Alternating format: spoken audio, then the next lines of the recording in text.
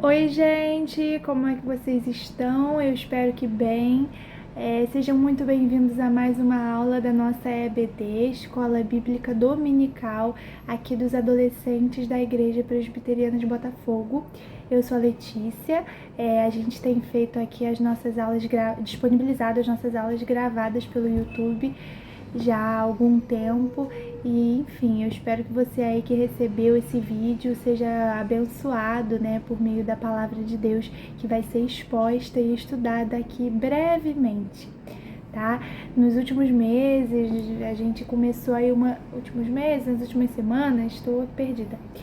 A gente começou uma revista nova que está focando aí em estudar, em olhar para o período pós-exílico, para o período depois do exílio do povo judeu, né? Eles foram exilados e tal, aí a gente está agora olhando para as mensagens, para o que aconteceu, o que a Bíblia nos conta sobre o que veio depois desse exílio na Babilônia, quando os judeus estavam voltando para Jerusalém e tal. Então, hoje a gente vai olhar, estudar um pouco a mensagem de um profeta importante que viveu nesse tempo, que está registrado aqui na nossa Bíblia, que é Ageu. Ageu, não sei se você já ouviu falar aí nesse nome. É um livro que a gente não lê tanto e ele é bem curtinho, né? Pode até passar despercebido. Olha só, na minha Bíblia ele ocupa só essa página, essa página e um pouquinho, uma página e meia. E então, aliás, eu até recomendo que você leia, né? Não tem nem desculpa, são 2 capítulos, olha como é curto e é muito bom de ler. Enfim, o livro de Ageu. Quem foi Ageu? Ageu foi um profeta, né, como eu falei, que viveu aí nesse período depois do exílio, quando o povo estava retornando para Jerusalém. Ele vai trazer 4 mensagens aí muito importantes. Hoje a gente vai focar na primeira e a gente vai falar um pouquinho aí sobre prioridades, porque o povo voltou do exílio para reconstruir o templo, né? A gente vai ver isso. Tô dando só um spoiler. O pessoal voltou do exílio, voltou para Jerusalém para reconstruir o templo, né, que estava destruído. E a gente vai ver que eles acabam sendo levados aí por outros interesses e vão esquecer, vão deixar o templo do Senhor de lado. Então, a gente vai falar um pouquinho sobre prioridades hoje. Isso é muito importante, né? A gente pode trazer isso para o nosso contexto facilmente, porque quando a gente vive a adolescência, a juventude, né? Eu que já tô um pouquinho mais velha, quase nada, mas quando a gente passa por esses períodos de novidade, né? São épocas boas porque a gente começa a descobrir coisas novas e viver fazer coisas diferentes e interagir com mais pessoas e tal, mas a gente sabe bem que não é um período tranquilo, né? Porque junto com essas mudanças e com essas novas descobertas vem novas responsabilidades, é óbvio. A responsabilidade dos estudos, né? Uma coisa aí que começa a bater na porta quando a gente vai crescendo. Também a responsabilidade de escolher, de começar a pensar sobre o nosso futuro, sobre carreira. A gente jovem tem que começar a pensar nessas coisas, né? Eu já tô na faculdade, a minha irmã tá na escola, mas daqui a pouco também ela vai começar a ter que refletir sobre o que ela vai querer fazer no futuro.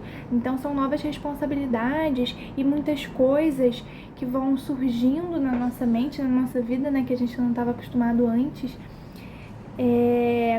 Então, nesse momento, justamente nesse momento de tanta coisa nova, né, que é a adolescência que vocês estão vivendo, é muito importante a gente parar, pensar, avaliar quais são as nossas prioridades, né? O que a gente coloca em primeiro lugar, em segundo lugar na nossa vida? O que está ocupando a maior parte dos nossos pensamentos, dos nossos esforços, do nosso tempo? Essas são as nossas prioridades, é o que a gente quer fazer e faz mais, né? É o que a gente prioriza, coloca à frente das outras coisas.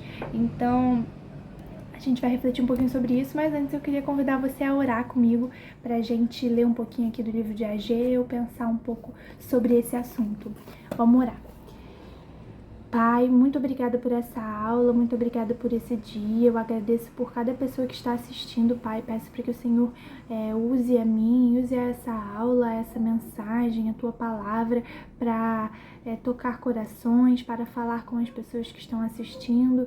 Peço para que o Senhor nos guie por meio do Teu Espírito Santo, nos guie na leitura e na reflexão, né, sobre a Tua palavra, que é tão importante, é tão fundamental. Abençoe essa escola bíblica dominical, cuida de cada adolescente, de cada pessoa que está assistindo hoje. Em nome de Jesus, amém. Gente, então, primeira coisa, antes da gente começar nas nossas lições, abre aí sua Bíblia, né? Claro, vamos abrir a Bíblia. Abre a sua Bíblia em Ageu, como eu falei, é um livro tão pequenininho que pode até passar despercebido, mas eu vou até te falar, ele tá depois de Sofonias. Se você estiver usando a Bíblia em papel, né? Porque se for na do celular é mais fácil. Se você estiver com a Bíblia em papel como eu, que gosto do papel. É depois de Sofonias e antes de Zacarias, lá no final do Antigo Testamento. Então, fica aí a dica. Ageu, já deu para encontrar, né? Vamos ler um pouquinho do primeiro capítulo, né? Que a gente vai se debruçar mais aqui, um pouquinho mais sobre essa primeira parte, né? Primeira mensagem que o profeta vai trazer. Então, Ageu 1, acompanha a leitura na sua Bíblia, que eu vou lendo aqui. Ageu 1, a gente vai ler até o versículo 11.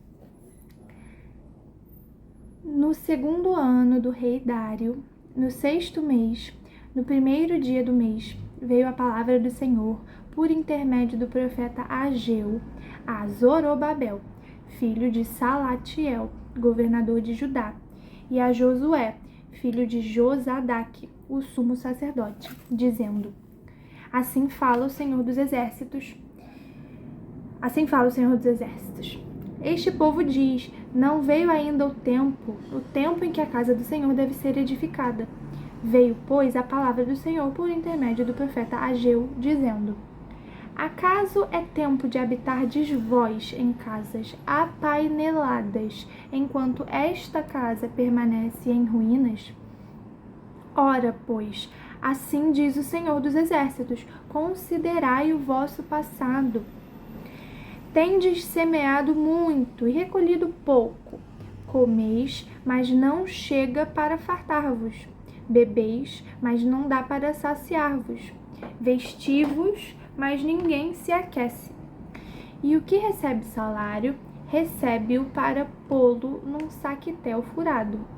Assim diz o Senhor dos Exércitos: considerai o vosso passado. Subi ao monte, trazei madeira e edificai a casa. Dela me agradarei e serei glorificado, diz o Senhor. Esperastes o muito, e eis que veio a ser pouco. E esse pouco, quando o trouxestes para casa, eu com um assopro o dissipei. Por quê? Diz o Senhor dos Exércitos: por causa da minha casa, que permanece em ruínas, ao passo que cada um de vós corre por causa da sua própria casa. Por isso, os céus sobre vós retêm o seu orvalho e a terra os seus frutos. Fiz vir a seca sobre a terra e sobre os montes, sobre o cereal, sobre o vinho, sobre o azeite e sobre o que a terra produz, como também sobre os homens, sobre os animais e sobre todo o trabalho das mãos. Isso aí, então, até o versículo 11. O que está acontecendo aqui, né? Vamos pensar um pouquinho sobre o contexto do livro de Ageu. Quem foi Ageu? O que está acontecendo? Quem é ele? Para quem é que ele está se dirigindo, né? Acho que isso é primordial para a gente começar a entender essa mensagem. Então, existem poucas informações sobre Ageu, né? Foi um profeta. Além do seu livro, ele é mencionado também no livro de Esdras.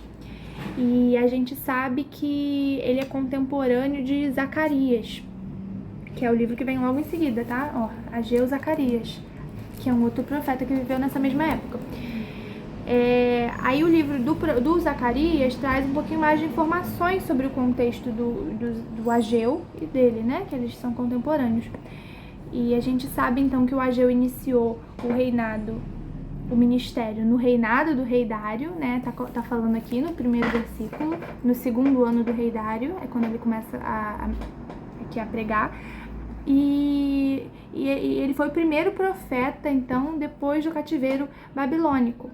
A sua mensagem foi endereçada, tá lá no versículo 1, a Zorobabel, governador de Judá, e a Josué, o sumo sacerdote, principalmente, né? A eles, também ao povo, mas principalmente a essas duas pessoas. Quem são eles? Tá falando aqui, o governador e o sumo sacerdote. O sumo sacerdote, ele fica encarregado do quê? É quem está encarregado ali da parte religiosa, né? Dos assuntos eclesiásticos. Já o Zorobabel, o governador, ele estava ali responsável pelos assuntos civis diários, é claro. Não é o rei, não é um soberano muito grande, porque o povo estava sendo dominado pelos persas, né? Como vocês devem se lembrar. Então, isso aqui está acontecendo. Recapitulando, Ageu é um profeta, então, que vai trazer essa mensagem principalmente ao governador e ao sumo sacerdote, que estão ali naquela comunidade, né? A comunidade pós-exílica que está tentando se reestruturar. E aí, que história é essa, né? Para quem não lembra, vocês devem ter ouvido falar em algum momento do cativeiro, né? O cativeiro, que foi quando o povo judeu foi levado até a Babilônia, e lá eles passaram alguns anos, né? Foram levados de forma muito violenta, brutal, com uma invasão, e ficaram lá muitos anos escravos, sob uma opressão muito grande. E aí eles retornam ao cativeiro depois que passa um determinado tempo de anos, depois que passa um determinado número de anos, um determinado tempo, né, que foi determinado por Deus. É claro, tudo ali foi do mandato de Deus, tanto o exílio, que foi um castigo, quanto o retorno, que era uma promessa já anunciada lá por outros profetas, como Jeremias, enfim. Eles retornaram desse cativeiro e estavam ali de volta a Jerusalém, só que a cidade estava totalmente destruída, o templo estava totalmente destruído, né? O povo foi levado para a Babilônia, né, que tinha sido levado, ficou lá por 70 anos, até que o rei Ciro, que foi um rei que chegou lá na Babilônia, libertou eles. E aí, então, quando o rei Ciro liberta eles depois de 70 anos, o Zorobabel e o Josué lideram aí cerca de 42 mil judeus para retornar, para voltar para a região de Jerusalém, que estava destruída, e reconstruir o templo. Começar a reconstruir a cidade também, o templo, enfim. Só que eles retornaram com esse propósito, né? Mas começou a passar o tempo ali, as dificuldades foram surgindo rapidamente. E como a gente viu aqui, nesse texto que a gente leu, você pode olhar agora para a sua Bíblia de novo, no versículo 2, a gente percebe que o que estava acontecendo com o povo? Eles começaram a ter outras prioridades, né? E aí eles estavam enrolando, o plano mudou, né? O plano era qual? Era ir para lá reconstruir a cidade e o templo. Vamos, pessoal, vamos lá, eles foram para isso. Só que agora olha o que eles estão dizendo, que é o que está no versículo 2. Não veio ainda o tempo em que a casa do Senhor deve ser edificada. Então, tipo assim, eles desistiram. Tava, não é hora ainda, depois a gente faz isso, deixa isso pra lá. E não dá nem pra acreditar, né, que era o propósito inicial deles terem retornado para início de conversa. Mas eles perderam o foco, né? Foi isso que aconteceu. Esse é o contexto que a gente está tratando aqui. O pós-exílio, né? O que sucedeu aí ao cativeiro. Eles retornaram para reconstruir a cidade e o templo, só que esse pessoal se dispersou, perdeu o foco, e eles começaram a se preocupar com outras coisas, né? Cada um começou a cuidar só da sua própria casa, a se preocupar só consigo mesmo. E aí o tempo foi passando, o Ciro, que era o rei que libertou eles lá, né, depois dos 70 anos de cativeiro e tal, o Ciro foi o rei que libertou eles para eles irem lá reconstruir a cidade deles e voltarem para Jerusalém, né?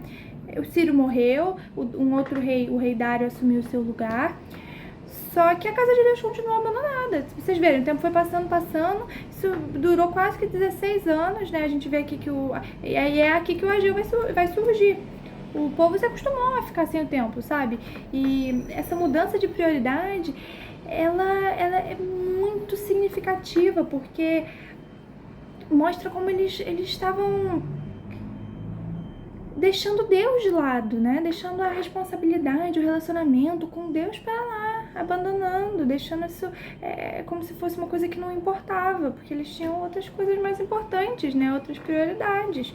E isso mostra que eles não estavam submissos ao Senhor, mostra que eles não estavam se importando com as coisas de Deus, o conforto, né? Os interesses pessoais de cada um, de cada família, de cada pessoa, estavam se tornando muito mais importantes do que construir o templo, do que Deus, do que essas coisas todas.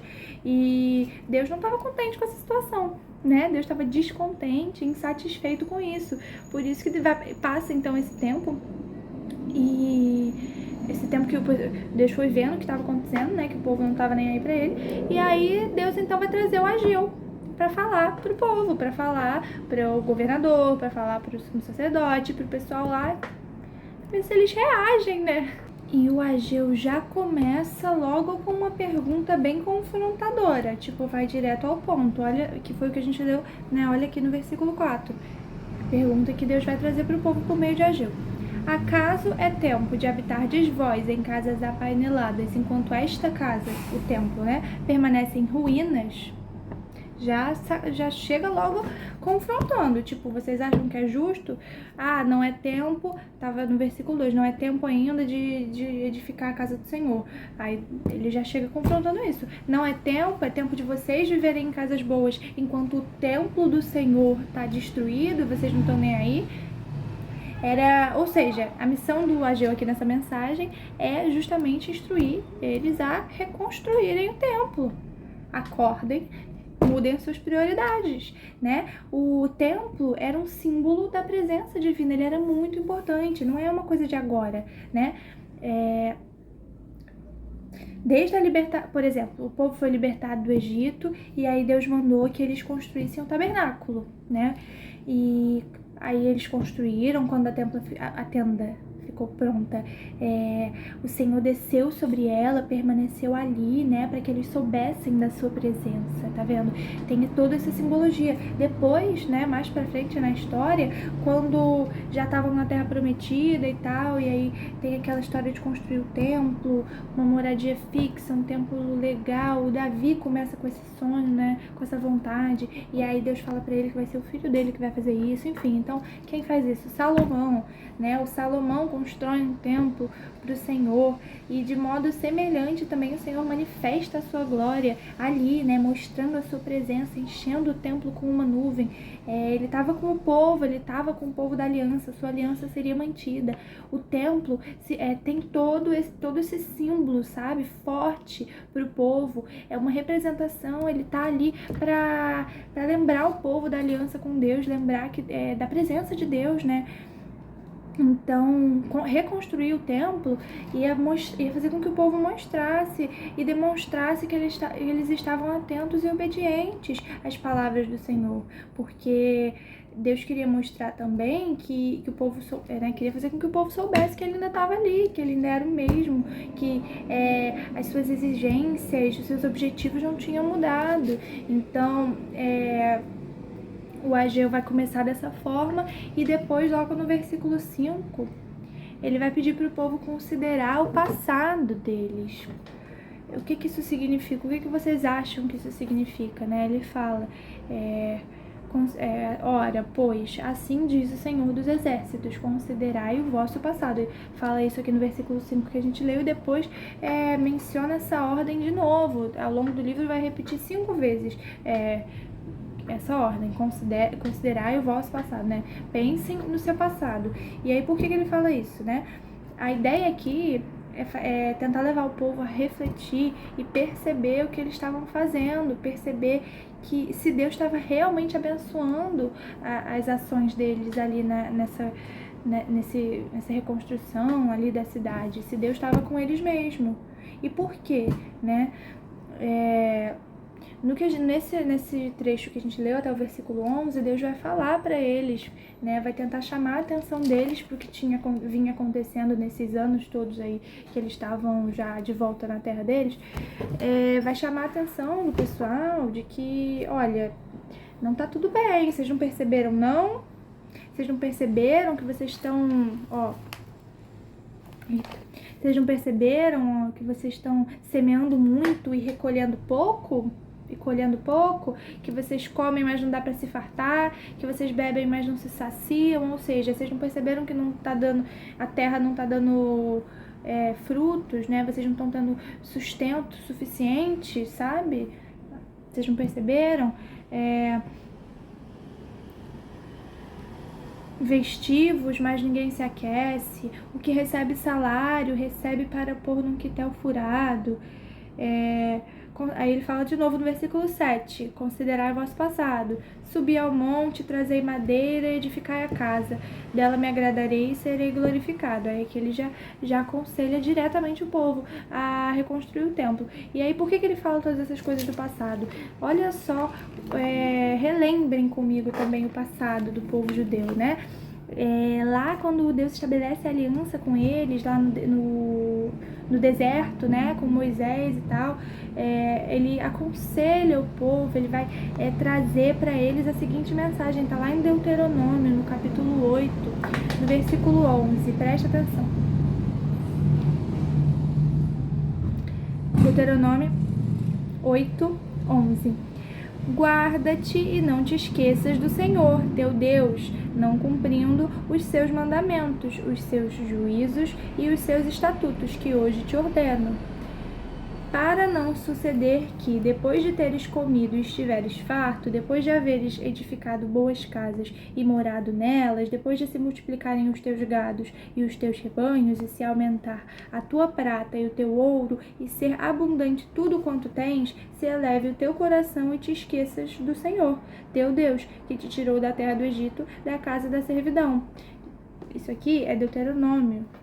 Muito tempo atrás, ali Deus estabelecendo, firmando aliança com o povo, né, lá no deserto. Ele vai dar os 10 mandamentos, e aí ele vai dar vai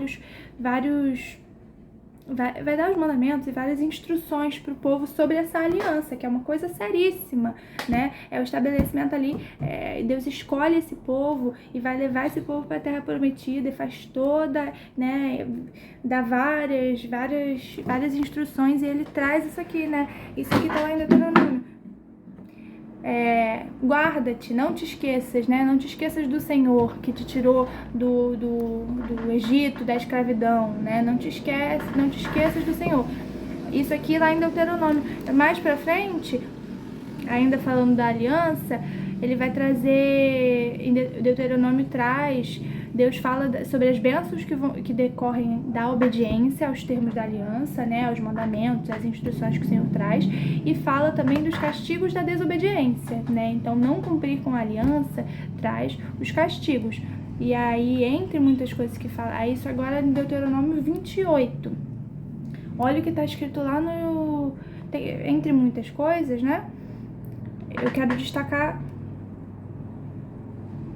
3 versículos. Deuteronômio 28, a partir do versículo 38 até o versículo 40. Lançarás muita semente ao campo, porém colherás pouco, porque o gafanhoto a consumirá. Plantarás e cultivarás muitas vinhas, porém do seu vinho não beberás, nem colherás as uvas, porque o verme as devorará. Em todos os teus limites terás oliveiras, porém não te ungirás com azeite, porque as tuas azeitonas cairão. Vocês percebem a semelhança, então, agora disso aqui com o que Deus vai falar para o povo agora, depois do exílio? Gente, o que o Senhor está querendo fazer aqui com eles, né? Olhem para o passado, percebam que o que vocês estão fazendo não está dando, vocês não estão conseguindo sustento.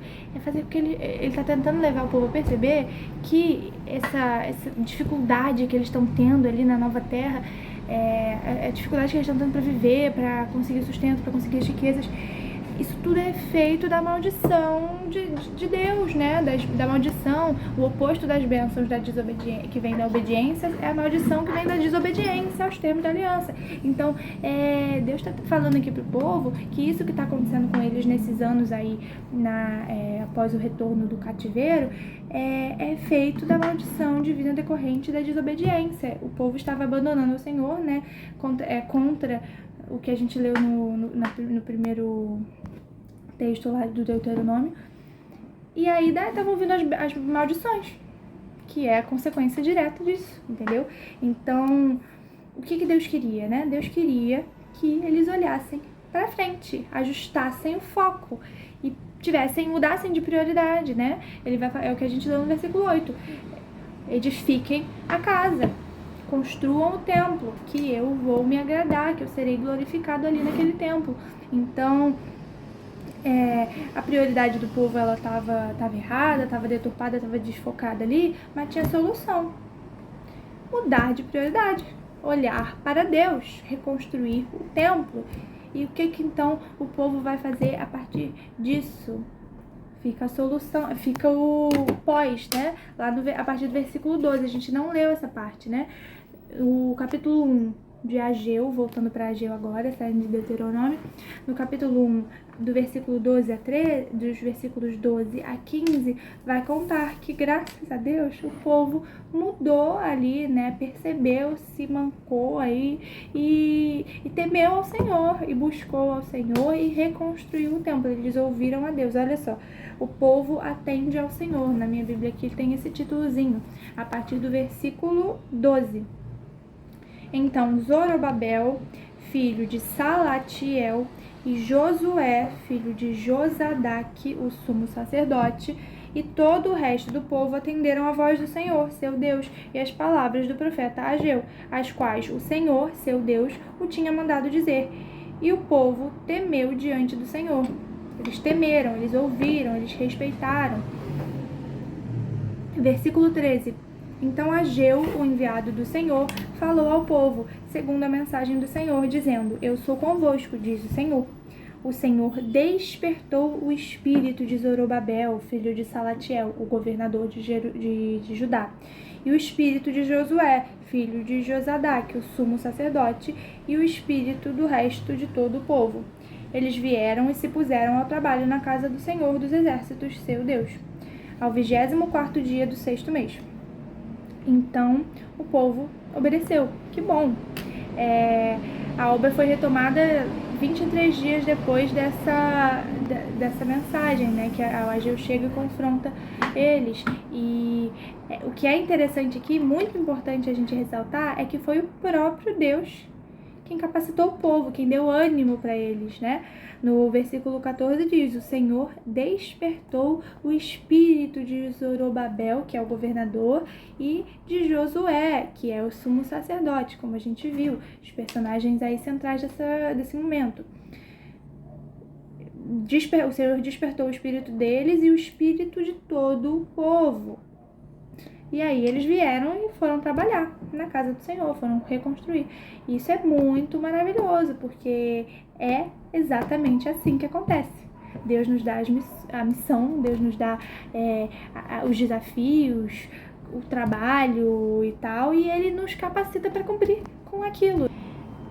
E aí cabe até a gente relembrar, né, aqui, pensar num versículo muito importante que diz exatamente isso. Filipenses 2,13.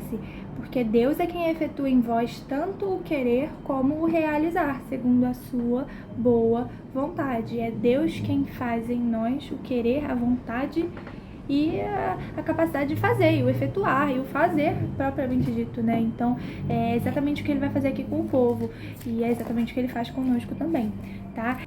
Depois, o Ageu vai trazer algumas outras mensagens, né? Vai passando o tempo, eles reconstruindo o templo e tal, e aí ele vai trazer algumas outras mensagens. Uma segunda mensagem que ele traz, que está a partir do capítulo 2, é pro pessoal que estava desanimado com essa construção, né? Que eles começam a reconstruir, mas algumas pessoas ali ficaram desanimadas porque eles sabiam que o novo templo não ia ser tão grandioso como o de Salomão. Eles podiam pensar dessa forma, né? O profeta vai consolar quem comparava o primeiro templo com a realidade atual. Olha lá no capítulo 2, versículos 3 e 4, só para vocês entenderem do que eu tô falando. Capítulo 2, versículo 3 e 4. Versículos 3 e 4. Quem dentre vós que tenha sobrevivido contemplou esta casa na sua primeira glória? Ou seja, o templo ali no seu auge, na sua primeira glória, antes de ser destruído. E como a vedes agora? Não é ela como nada aos vossos olhos, né? Então, aquilo ali agora é nada para quem viu como era antes, entendeu? E aí o versículo 4. Ora, pois, sê forte, Zorobabel, diz o Senhor, e sê forte, Josué, filho de Josadaque, sumo sacerdote, e tu, todo o povo da terra, sê forte, diz o Senhor, e trabalhai, porque eu sou convosco, diz o Senhor dos exércitos. Então, o que ele vai chegar pro povo, pra esse pessoal que tava desanimado de novo, né? Porque, não vai ser tão grandioso como era antes. Eles não têm tantos recursos quanto tinha o Salomão, né? Um rei riquíssimo, pra quem se lembra. Só que o que Deus vai falar pra eles é, gente, calma, sejam fortes, tenham ânimo, trabalhem.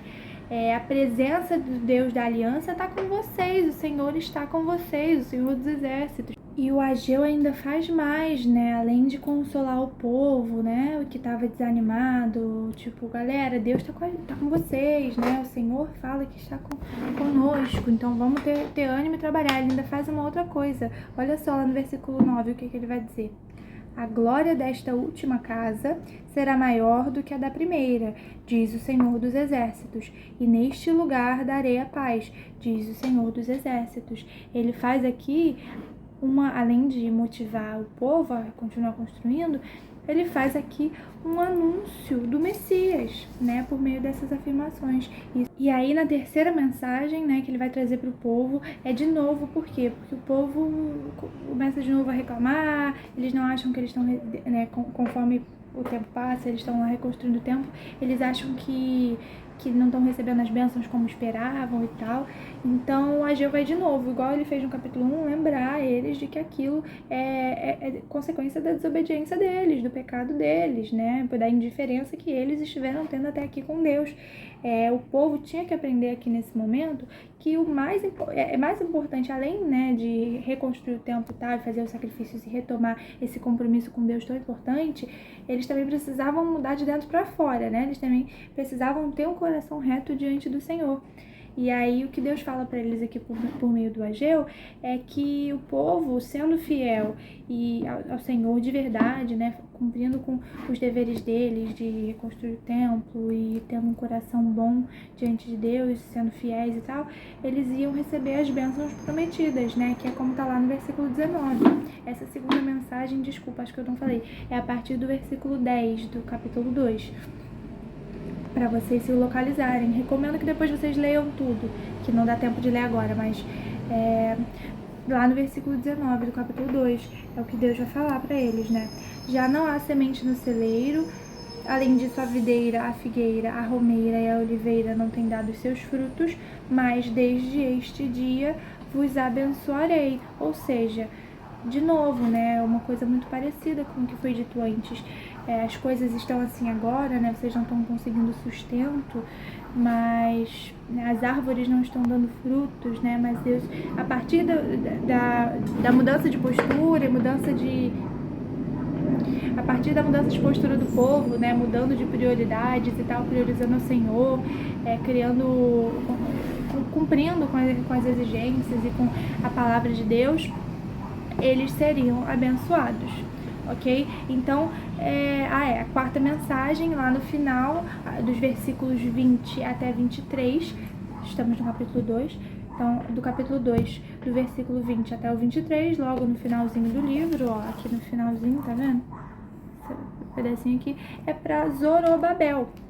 Zorobabel, que é o governador de Judá nessa época que está acontecendo tudo isso. Aí o que Deus vai falar para Zorobabel?